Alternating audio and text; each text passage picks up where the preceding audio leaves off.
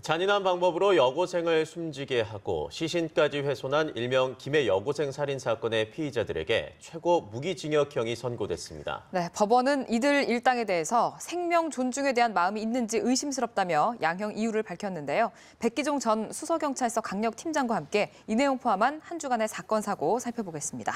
어서 오세요. 네, 안녕하세요. 네, 먼저 이 김해 여고생 살인 사건 한번 정리를 해주시죠. 네, 2014년 4월 10일자 이 사건이 벌어진 건데요. 그러니까 원래 이제 23세, 4세, 23세 이렇게 세 명의 성인 남자가 네. 집에서 나와가지고 이 부산 쪽에서 모텔에서 생활을 하다가 15세 된 김해 여고생이 가출을 하는데 그 유인을 합니다. 네. 그래서 이 여학생을 성매매 강요를 하고 감금한 상태에서 그렇게 하다가 2주 만에 집으로 돌아갔는데 이제 그 부모에게 만약에 이 성매매 강요한 사실이 알려지게 되면 처벌이 두려우니까 다시 유인해서 불러내가지고 결국 여기에 누가 합류를 하냐면 또 역시 가출해서 생활을 하는 15세 된 같은 김해 여고생 또래의 아이들 4명이 합류를 하죠. 네. 그렇게 해서 이제 이 윤 모양을 상대로 해서 그 성매매 강요하고 구타, 가혹행위를 하는데 문제는 굉장히 참 끔찍한 일을 하죠. 뭐 냉면 사발에다가 소주를 부어서 마시게 하고 강제로 그리고 토하니까 토사물까지 마시게 하면서 끓는 물을 또 팔에다 붓는 이런 형태의 행위를 계속하죠. 네. 결국은 대구 모텔 지하 주차장에서 이게 이제 그 심정지 쇼크사를 하거든요. 네. 근데 이걸 바로 14일 날 그 창녕에 경남 창녕 가수원에 가지고 옮겨가지고 얼굴을 못 알아보게 하기 위해서 휘발유를 붓고 불태우고 그다음에 반죽한 시멘트로 매장을 해요. 그렇게 해서 그러는 과정에 또 이 성인 남성 3명은 조건 만남에 남성을 또 살해를 하죠. 금품을 강취하고. 이렇게 된 건데 결국은 2명에 대해서는 성인 남성 2명에 대해서는 무기징역 또 1명에 대해서는 35년형을 선고를 했고요. 네. 그다음에 나머지 이 학생들 4명 중에 1명은 또 단기 7년, 장기 10년, 나머지는 7년형을 선고한 그런 내용입니다. 네, 피의자들 보면 나이들도 그렇게 많지도 않은 것 같고 단순히 돈이 필요해서 그랬을까요? 한 행동들이 너무 끔찍한데요. 어떤 그러니까 심리인가요? 굉장히 뭐 철이 없다고 하기엔 너무 잔인한 네네. 그런 심리가 있었고 보통 우리가 전에 보면 좀 얘기가 먼 것 같지만 이 예전에 영화에도 했지만 그 실미도 사건 때 그 네. 섬을 탈출을 해서 결국은 대방동에서 맞서다가 그때 모두 1명을 제외하고는 다 사살이 됐거든요.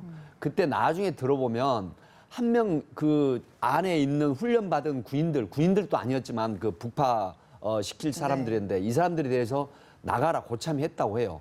그런데 그 공동 그 심리 이런 게 작용을 해서 아마 1명만 살고 나머지는 다 결국 사살이 됐는데 이 심리도 마찬가지예요. 범죄를 할 때 책임 분산 심리가 있으면서 이 공범 심리가 있어요. 그래서 그 중에 1명이라도 빠져나가는 이런 심리가 현장에서 어렵거든요. 특히 나이가 어리니까. 네. 그렇게 해서 이런 끔찍한 일을 했는데 정말 안타까운 사건이죠. 근데 이 피의자 이 씨들이 뭐 충동 조절 장애라든지 심신미약 같은 거를 주장했는데 뭐 받아들여지진 않은 것 같은데 법을 악용하는 거 아닙니까? 그렇죠. 보통 이제 경제적인 어려움이 있어서 변호인을 선임을 못하게 되면 국선 변호인을 국가에서 선임을 하게 해주거든요. 네. 그럼 국선 변호인은 어쨌든 변호인이니까 극악한 범죄를 저질렀다고 하더라도 이 피고인에 대한 어떤 유리한 그 조건을 제시를 하거든요. 그렇게 돼서 이제 충동 조절장애, 분노 조절장애, 또 가출을 해서 경제적인 빈곤에 따른 그런 어떤 심리를 발동을 해서 이런 범죄를 했다라고 하지만 아마 법원에서는 정확한 진단이 없으면 절대 받아들이지 않는 그런 형태로 보시면 되겠습니다. 네, 보니까 법원이 무기징역을 선고했는데 이제 심정적으로는 많은 분들이 봤을 때 이거 사형 선고해야 되는 거 아니냐 이런 얘기가 있거든요. 그렇죠. 실질적으로 우리나라는 사형 폐지 국가죠. 네. 이 사실 97년도부터 54명, 이제 55명이 됐을 겁니다. 55명 정도가 현재 사형 선고를 받고 있음에도 불구하고 지금 사형이 안 되고 있죠. 네. 그러니까 쉽게 말하면 사형을 하기 위해서는 법무부 장관이 지시를 해야 되거든요. 근데 법무부 장관이 지금까지 1년 정도 지나면 법무부 장관직이 대부분 물러나니까 자기 책임을 다하지 않는 겁니다. 그렇기 때문에 이 사형 폐지 국가가 실질적으로 됐는데 물론 무기징역이나 또 사형을 언도로 했지만 무기징역을 사는 거거든요. 그렇기 때문에 사실상 거의 비슷한 형량이다 이렇게 보시면 될 것 같습니다. 현실적으로는. 예. 그래서 사형을 자꾸 집행 안 하니까 그 안산 인질범 같은 경우에 그렇습니다. 그렇게 막 나가지 예. 않습니까? 네, 다음 얘기를 좀 넘어가 보겠습니다. 어린이 대공원에서 사육사가 사자에 또 물려서 죽었습니다. 네. 유족 측은 이제 막을 수 있는 죽음이었다. 그리고 이제 공원 측은 개인 과실이 있다, 내실의 문을 안 닫았다 이런 입장인데 어떻게 봐야 될까요? 이게 굉장히 안타까운 사건이죠. 왜 그러냐면 2013년도 11월 달에 서울대 공원에서 그 똑같은 그렇죠. 안전사고가 났거든요. 그러니까 그렇다고 하면 그때도 내실 차단문을 밀고 나와서 호랑이가 결국 그 사육사 53세 된 사육사를 그 두 군데 척추하고 목을 물어서 결국 15일 만에 사망을 하셨거든요. 네. 그런데 이번에는 이 서울대 공원은 또 한 가지 특이점이 있어요. 서울대 공원은 거기서 일하시는 분들이 전부 공무원들이에요. 근데 네. 능동의 어린이 대공원은 지금 실질적으로 시설공단에서 관리하지만 일하시는 분들이 공무원 신분이 아니거든요. 아, 네. 네. 그리고 사육사가 부족을 해서 발생하는 날 한 분은 휴가를 가고 한 그렇죠. 분이 들어갔는데 문제는 왜 안전 불감증이냐. 이게 지도 관리 감독하는 데도 문제가 있고 본인도 참 안타깝긴 하지만 무선기 그다음에 그 맹수가 공격을 했을 때 퇴치하는 장구 네. 뭐 스프레이라든가 퇴치 기구가 있거든요. 그다음에 본인이 물려도 상처를 당하지 않는 안전 복장이 있는데 네. 이걸 전혀 하지 않은 상태에서 아, 그다음에 사자 우리 안에 4마리의 사자가 있다는 걸 CCTV 확인을 했어야 되거든요. 그럼에도 불구하고 들어가셨는데 문제는 문이 열려져 있었다는 걸로 봐서 아마 2마리가 다시 예전에 2013년도 사건처럼 밀고 나오지 않았나. 네. 그래서 결국 CCTV를 보면 유족이 이걸 보고 아마 자제해졌다고 합니다. 거의 20분 가까이 끌려다녔어요. 예, 피해자를 몰고 그 사자 2마리가 이리저리 끌고 다녔다고 하는데 네. 네. 또 대응도 골든타임이 굉장히 이게 적용이 또 안 됐죠.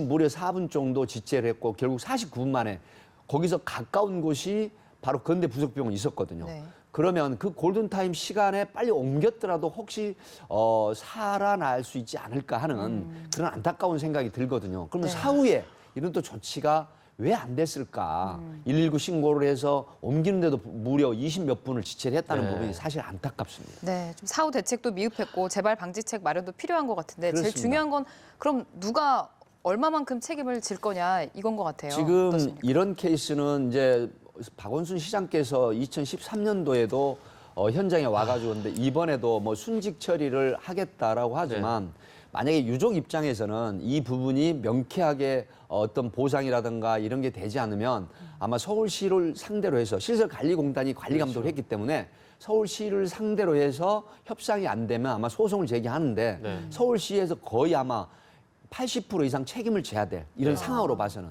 그런 예상이 됩니다. 네. 이게 뭐 순직 처리를 해주고 안 해주고도 물론 중요하지만 그보다도 2013년에 사고가 났을 때 그렇죠. 이거에 대한 방지책을 확실히 만들었어야 될 텐데 우리 그거 박준수 너무 앵커께서 정말 좋은 지적하셨어요. 제가 하고 싶었던 네. 얘기인데 뭐냐면요. 2013년도 11월 달에도 그때 어떤 게 있었냐면 만약에 내실에 우리 속에 사자나 호랑이가 나올 때 센서기 감지기를 달아서 경보가 울리게 했으면 이런 사고 안 나거든요. 네. 그러면 그 당시에도 충분히 안전한 시설을 갖추겠다라고 분명히 큰 소리를 쳤어요. 네네. 그런데 이번에도 역시 똑같은 형태의 재판이 됐다, 사고가. 예를 들어서 우리 문을 열 때 사자가 나온다고 할 때 그 안에 내실문이 열리면 경보기가 울려서 그 사육사가 안전장구나 무전기나 이런 걸 들고 가지 않더라 하도록 그 안에 들어가지 않을 수가 있잖아요. 근데 이런 부분이 똑같이 지금 네. 센서기 감지기를 설치 안 해서 또 안타까운 희생이 생겼다 하는 부분이 도대체 안전 불감증을 어떻게 해야 말로만 하고 결국 이 결과는 없다. 그리고 이제 이런 게 있습니다. 제가 좀 죄송한 얘기 같지만 정명훈 감독에 대해서는 항공료 1,400만 원 또 가지도 않은 비행기에 6천여만 원 상당은 지금 정명훈 감독이 가져가고 반환도 안 하고 있죠. 그런데 공무원도 아닌 이런 용역으로 일하는 정말 을중의 을 이런 능동 어린이 대공원에 이런 부분까지 사실 저는 박원순 시장님이 서민을 표방하는 정치인이잖아요. 그러면 대권의 꿈도 좋지만 그러기 위해서는 이렇게 정말 어둡고 정말 어려운 데서 일하는 분들을 네. 좀 더 신경을 써주시면 얼마나 좋을까 하는 네. 그런 개인적인 생각이 저도 들었습니다. 이건 개인적으로 어느 정도 책임을 져야 되지 않을까 싶은 게 그 당시 서울대공원에서 문제가 있을 때도 그 좀 자격이 안 되는 공원장을 또 올렸었고 또 이 사육사도 조류 전공이지 않았습니까? 비싼 공간으로 이사 갈 것만 하지 말고 이런 그렇죠. 거 먼저 좀 준비를 했으면 그때도 좋겠습니다. 이번에도 마찬가지 계속해서 오늘 히트 치시는 지적을 하시는데 그때도 곤충 관련한 그렇죠. 분을 모셔다가 사육사, 맹수 사육사를 시켰는데 이번에도 경력이 불과 3년밖에 안 3년이었죠. 되는 분이란 말이죠. 이런 부분들이 하나하나 좀 디테일하게 세세하게 좀 들여다 봐주셨으면 얼마나 좋을까 이런 생각이 듭니다. 그러게요. 이제 도로 위의 무법자들 이 이야기도 좀 짚어보겠습니다. 3단봉 가스총 하다 이제 도끼까지 나왔네요. 어떻게 된 일인가요? 이게 이제 급차선 변경을 하다가 40대, 50대 급차선 변경을 했는데 시비가 됐거든요. 네. 근데 가해자가 갑자기 차를 세우더니 피해자 쪽에 이 도끼가 그 빨간 칠한 도끼인데 캠핑 도끼입니다. 네, 지금 이제 영상에 나오고 있습니다. 네, 그 도끼를 들고 이업을 하죠. 네. 그렇게 하고 물론 휘두르거나 어떤 위해를 가진 않았지만 그렇게 하고 이제 도주를 합니다. 10km 정도. 근데 네. 피해자가 쫓아가면서 결국 112로 신고를 해서 체포가 됐는데 이분은 이제 폭력행위 등 처벌에 관한 법률, 흉기 소지 폭행죄가 이제 되거든요. 네. 뭐 협박이나 폭행죄가 되는데 이것도 사실상은 중한 처벌을 받을 수가 있습니다. 네. 그래서 이런 부분이 조금 참아내고 예를 들어서 이 깜빡이 등을 켠다라거나 손을 들어서 미안한 표시를 하거나 서로 이렇게 하면 되는데 웬 3단봉서부터 공구를 들고 나와서 폭행을 하고 구속이 되고 3단봉 들고 나서 구속이 되고 또 얼마 전에 야구 동호인이 저녁에 술을 먹고 가서 길 가운데 차를 세워뒀는데 항의를 하니까 야구 방망이, 야구를 하라는 야구 방망이를 가져와가지고 그 거의 반신불수를 만드는 결국 구속이 됐지만 이런 형태가 너무 자주 발생하는 것에 안타깝죠. 네. 근데 아까 흉기 소지 폭행죄라고 하셨는데 소지만 해도 네, 처벌이 이런 가능한 케이스는 건가요? 흉기가 예를 들어서 좋은 방면에 도끼를 캠핑에 썼으면 되는데 네. 이 사람을 겁을 주게 된 흉기가 되는 거예요. 네. 그래서 도끼를 들고 나오면 폭처법, 폭력이 등 처벌에 관한 법률 위반 흉기 휴대 아. 폭행이나 협박죄가 되기 때문에 이것도 징역형의 처벌이 됩니다. 아, 그렇군요. 그 3단봉 같은 경우에는 징역 10월이었나요? 징역 10월을 그렇습니다. 선고받은 네. 걸로 네. 알고 있는데 3단봉은 일단 유리창이랑 이제 보네트에 위해를 네, 가했기 직접 때문에 위해를 가했죠. 네, 형량이 어느 정도 차이가 날까요? 보통 이제 이건 구속되지는 않을 겁니다. 네. 구속되지는 않지만 폭처법으로 입건이 되면서 나중에 집행유예도 가능합니다. 네, 그렇군요. 어린이집도 그렇고 좀 한순간에 끓어오르는 분노를 참지 못하는 분위기가 되는 것 같아요. 사실상 전체적으로 사회가. 그 굉장히 사회적인 분위기에 편승을 한다고 하죠. 왜 그러냐면 바닥 경기가 안 좋다. 또 이럴 때 나온 얘기가 민심이 흉흉해 주는구나. 인심이 곳간에서 나온다고 하는데 어떤 경제적인 빈곤, 장기 불황의 그늘 드리워지면서 사람들이 굉장히 스트레스를 받고 또 내가 어떤 생활함에 있어서 불편이 오면 결국은 스트레스가 쌓이거든요. 네. 그래서 이런 분노 조절 장애, 충동 조절 장애가 평상시 경기가 좋으면 원래 경제가 민생과 직결된다고 하잖아요. 네네. 경제가 좋으면 참고 웃어 넘기지만 굉장히 예민하고 경제적인 빈곤이 있는데 거기서 스트레스가 쌓이니까 결국은 이런 분노 조절 장애, 충동 조절 장애가 일어나면서 이런 사소한 대소사의 어떤 그런 사건들이 자주 생기는 걸로 그렇게 분석이 되겠습니다. 네. 네.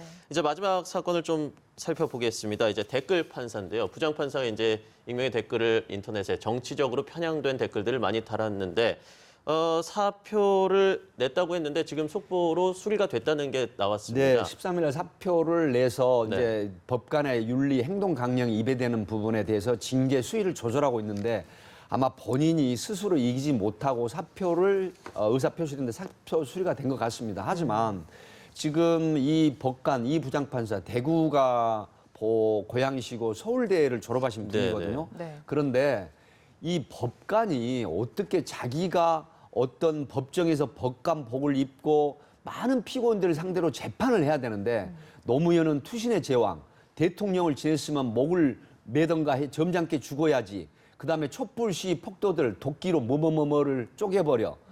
또 뭡니까? 굉장히 편중된 지역 차별, 네. 편중된 이데올로기에 관련된 그런 이념 이런 부분들이 무려 8년 동안 9,500여 개의 댓글을 달았단 말이죠. 그럼 여기에 보면 이 정치적인 편향, 지역 차별, 또 증오, 저주, 일어났던 막말 이게 과연 이분이 정상적인, 지극히 정상적인 생각을 하고 있는 분인지 아닌지 물론 익명성을 보장한 댓글을 가지고 논할 필요는 없다고 하지만 결국은 이 네티즌 수사대에 의해서 본인이 수원지방법원에 근무하는 부장판사라는 게 밝혀졌거든요. 네. 밝혀지게 된 경위는 이거예요. 2009년부터 10년 사이에 다른 아이디, 다른 닉네임을 4개를 사용을 했는데 그 네티즌하고 사이버상에서 토론이, 격론이 벌어진 거예요. 네. 그런데 이 네티즌이 어떤 성향에 대해서 정말 이상하다고 생각을 하고 이 구글링을 해서 찾아낸 거예요. 그래서 그걸 한 언론사에 제보를 해서 수원지법의 이 부장판사로 밝혀졌는데 네. 이분이 정말 자기 같은 동료 판사한테도 사건을 하면 그 사람 지역이 특정 지역이면 그 사람에 대한 또 비난을 했단 말이죠.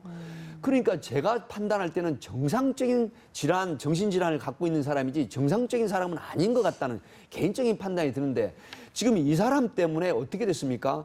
2012년도에 이석기 아로, 레볼루션 오거니제이션 이런 네. 그 아로 사건에 대해서도 지금 굉장히 반발이 일어나고 있고 네. 또 누굽니까? 그 통진당의 그 핵심 홍순석, 이상호 이런 네네. 사람들 감청영장이나 영장 전담 판사를 하면서 그렇죠. 지금 굉장히 반발이 일어나고 있고 네. 수사기관에서 카톡이나 감청영장 청구를 하는 거는 상당한 필요가 있어서 하는 건데 이걸 지금 이 영장 전담 판사가 했다 해서 지금 말도 못하는 비난 또 의혹 이런 게 그렇죠. 난단 말이죠. 불필요한 정말 의혹들이 그렇습니다. 생겼죠. 정말 타산지석 삼아야 되는 이래서는 안 되는 정말 심각한 그런 사안인데 본인이 사표를 내서 물러나는 것은 아마 예견된 일로 그렇게 생각이 됩니다. 네. 네, 지금까지 한 주간의 사건 사고 백기종 전 수서경찰서 강력팀장과 함께 짚어봤습니다. 네, 고맙습니다. 감사합니다.